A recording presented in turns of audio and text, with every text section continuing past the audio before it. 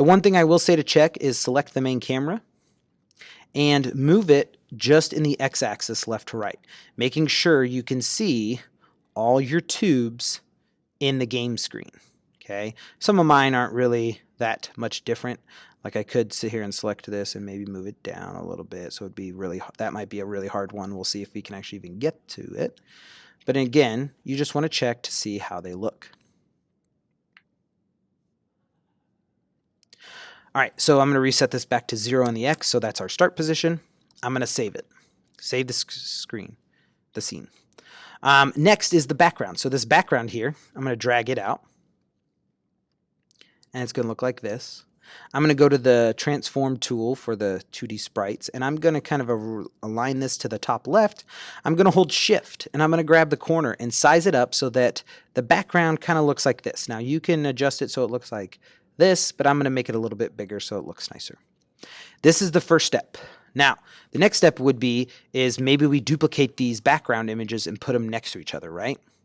Well, you don't need to, because we're actually going to use a tile function that the sprite will hold. But the first step you must do is get it sized so it looks good in your game screen and it covers it completely. Okay, you need to size it up like that first. Then, over on the sprite render here, we can click on the draw mode and switch to tiled. Now, it might give you this warning, that's fine. Now, what we can simply do is, with our sprite, drag the right edge and watch as it auto-retiles itself all the way through. So that's what I want you to simply do, just like that. Now the background is in front, that's not right, so that is again the order and layer. Well, background is background. I'm going to put it at -10 so it shoots it all the way back. Once you get this background set, then we need to revisit the tubes. So to do that, you need to pretty much double click on a tube in the transform tool and size these tubes up and down. So you're probably usually going to have to double click on the tube because the first time you select a tube, it's going to select the tube parent object.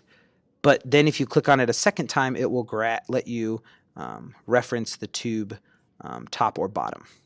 And what I would say is it's very easy just to go and do all the bottoms and then go do all the tops.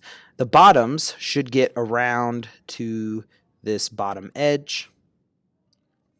And you can go through and do that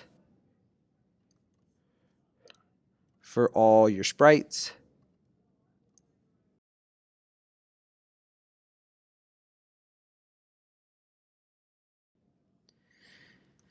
And the tube tops should be a lot easier, so you should be able to just kind of select them.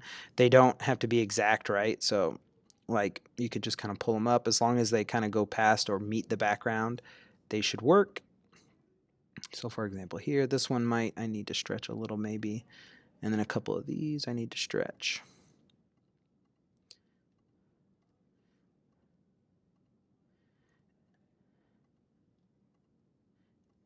And again, if I take the main camera and go to the move tool or hit the W key, I'm watching down here as I'm moving it right and left, making sure that it actually looks good. The tubes are kind of hidden. And of course, we stop there. So I'm going to hit 0 of that, make it go back to the start. And if you want, every time you hit these tubes, usually the tubes parents kind of open up. So as you can see here, I'm just hitting the triangle to hide everything, make it look nicer. That way you can access stuff and for the birds and such. Next, we need to make the bird. So the bird is an animation thing, okay? To make this animation work, you need to select all the sprites that you're going to use for one animation.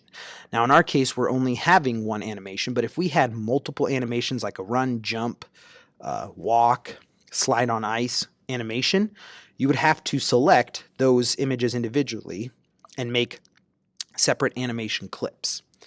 So we're going to just make this one animation clip for Flappy Bird. To do this, you select the first image, then you hold shift and you select this last image.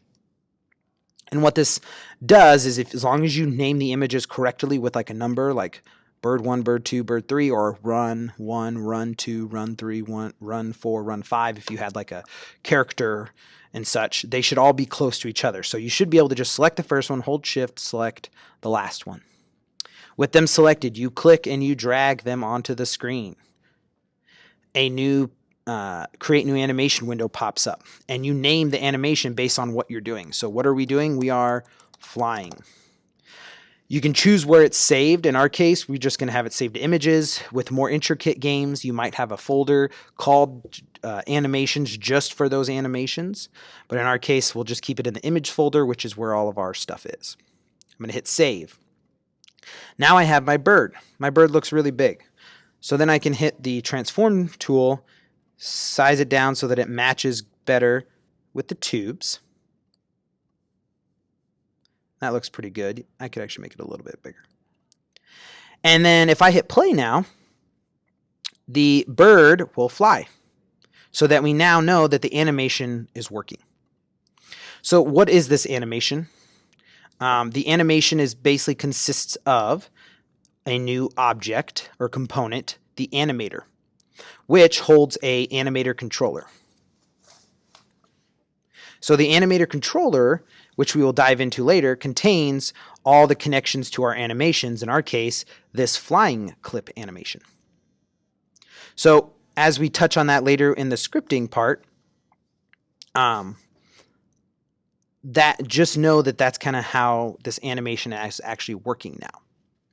All right, last but not least, before we leave the bird is going to be our main component, so we do need a collider on it, so I'm just going to box collider. And also, since it's colliding with everything and we're going to use some rigid body stuff, we're going to add a rigid body 2D. Save the scene. When you hit play, the bird should still animate, but he should fall down using the gravity.